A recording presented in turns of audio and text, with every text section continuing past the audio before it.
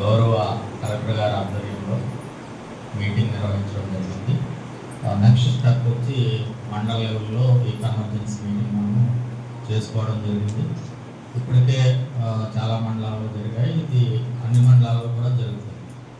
So దీని ఏంటి, దీని ఇంపార్టెన్స్ ఏంటి అన్నది డయాస్ మీద ఉన్నటువంటి వక్తలు మీకు అందరికీ కూడా వివరించడం జరిగింది. బట్ మనమందరం కూడా గుర్తుపెట్టుకోవాల్సినటువంటి అంశం ఏంటంటే, ఇది జిల్లాకు సంబంధించినటువంటి ప్రోగ్రామ్. ఇది ఏదో ఓన్లీ ఏపీసీఎంకి సంబంధించింది లేదా అగ్రికల్చర్ డిపార్ట్మెంట్కి సంబంధించింది అనేటువంటి.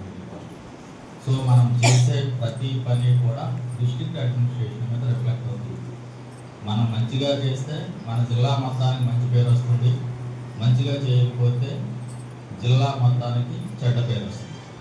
కాబట్టి ఇది ఒక ఏపీసీఎన్ఆర్ ప్రోగ్రామ్ లేదా అగ్రికల్చర్ డిపార్ట్మెంట్ ప్రోగ్రామ్ అని అనుకోకుండా కన్వర్జెన్స్, గవర్నమెంట్ యొక్క ఉద్దేశం ఏంటంటే రాష్ట్ర స్థాయిలో కూడా జరుగుతుంది, మన జిల్లాలో దీన్ని మనం అందరం కలిసి ఒక యూనిట్గా డిఆర్డిఏ సపరేటు, లేకపోతే అగ్రికల్చర్ సపరేటు, ఏపీసీఎన్ఆర్ సపరేటు, ముఖ్యంగా ఆర్ఎస్కే ఇన్ఛార్జెస్ ఇందులో ఏమి చేయాలి అనేటువంటిది ఐ థింక్ 9 పాయింట్స్ ఎన్నో చెప్పారు. ఆ 9 పాయింట్స్ ఎవరైనా ఆర్ఎస్కే ఇన్ఛార్జీలు చెప్తారా?